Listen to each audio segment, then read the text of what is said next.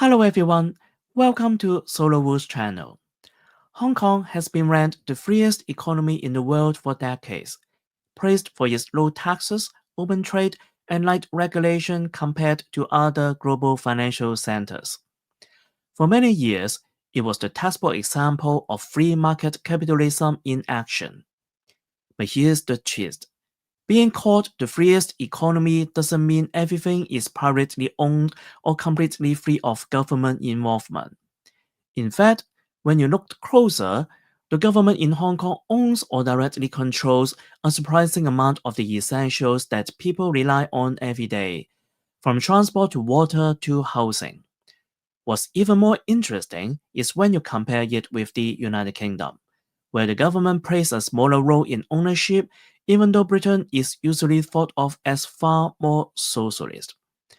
This contrast shows that the idea of a free economy can mean something quite different from what people imagine, and it makes us rethink what free really means when we talk about Hong Kong. Let's start with public transport. In Hong Kong, the Mass Transit Railway, better known as the MTR, is the backbone of the city. It's fast, clean, efficient, and almost always on time. But what many don't realize is that the government owns about three-quarters of the MTR corporation. Yes, it's listed on the stock market and operates like a company, but the majority shareholder is the state. On top of that, the bus companies that most people use are privately owned, but they are heavily regulated. The government approves the rules, the fares, and even the timetables. And here's another layer. Many of these bus operators receive subsidies not in the form of direct cash, but through land rights. They are given permission to develop valuable sites which offset operating costs. Now compare that to the UK. Rail services here were privatized in the 1990s, though the Labour government is now in the process of bringing passenger operations back under public control. Even so, the rolling stock, the train themselves, are still owned by private leasing companies called Roscoes. And here is the irony. One of the largest, Evershow Rail, is ultimately owned by CK Hutchison Holdings of Hong Kong. So Hong Kong companies profit from leasing trains to Britain's railways. As for buses, outside of London, services have been dramatically cut during the past decade, with routes withdrawn and many rural communities left stranded. In London, buses are contracted out by Transport for London, but still operated by private firms. The contrast is striking. Hong Kong, the freest economy in the world, has more direct government ownership and more reliable public transport than Britain does. Then there is water. In most places, you would expect at least some private companies involved in supply and treatment. But in Hong Kong, the Water Supplies Department is not even a statutory body or public company. It's literally a government department, staffed by civil servants that handles everything from sourcing to treatment to distribution. Water is supplied at highly subsidized rates, and the government directly runs the entire system. In the UK, the situation could not be more different.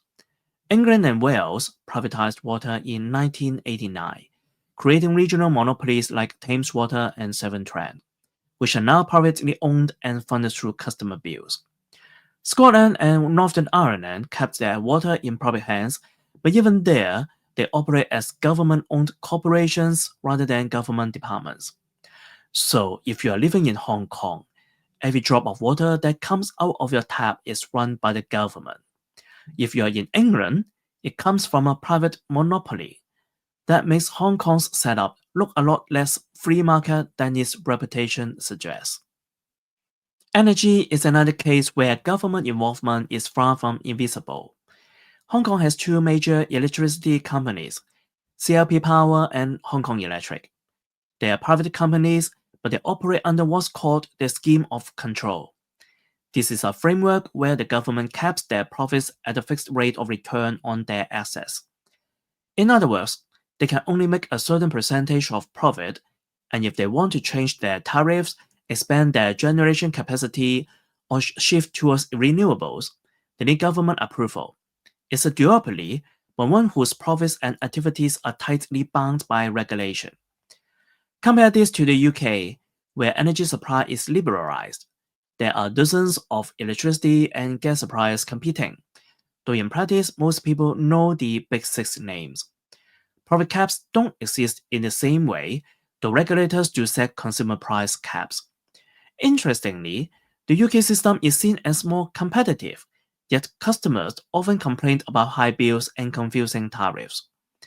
Meanwhile, in Hong Kong, prices are more stable, but that stability comes from heavy-handed government oversight of supposedly private companies.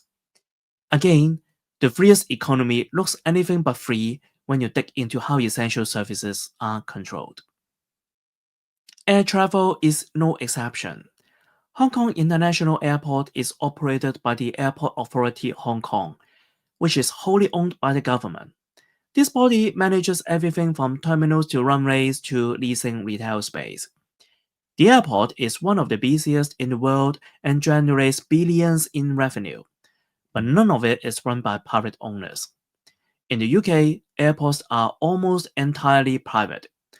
Heathrow, for example, is owned by a consortium of investors that includes overseas sovereign wealth funds and infrastructure groups. Gatwick and Manchester are also privately operated. Even the smaller regional airports are typically run by local councils or private firms. The difference is stark. In the UK, airports are access for private investors, while in Hong Kong, one of the freest economies in the world, the crown jewel of its aviation hub is wholly state-owned. Housing might be the clearest example of all. Hong Kong has around 3 million housing units. Almost half of them are public or subsidized in some form. About 30% are still government-owned through public rental estates, while another 15 to 17% were built under subsidized home ownership scheme. These flats are not privately owned but were supplied by the state, often with restrictions on resale.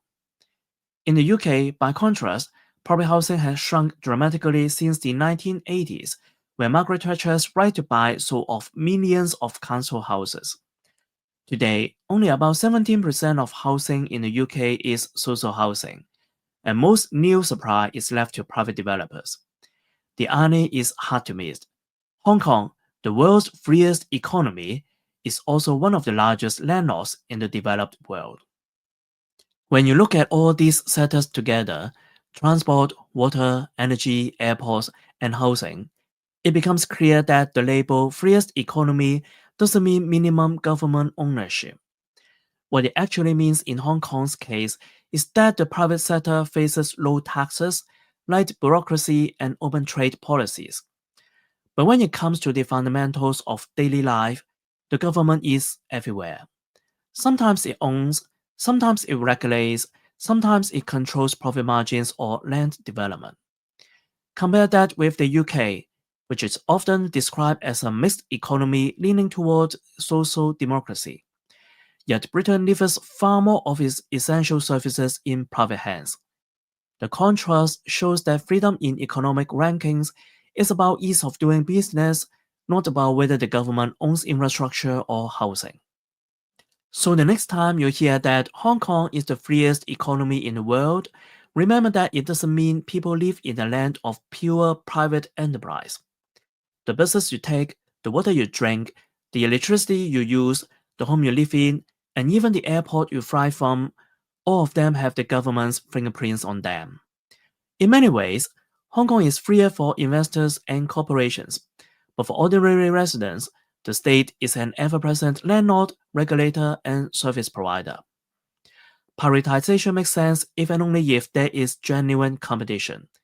Otherwise, it risks becoming a private monopoly, which can be worse than a state monopoly. In such cases, being state-owned or at least tightly regulated might actually serve people better. That's the paradox at the heart of Hong Kong's economy. It's both freer and more state-owned than you might expect.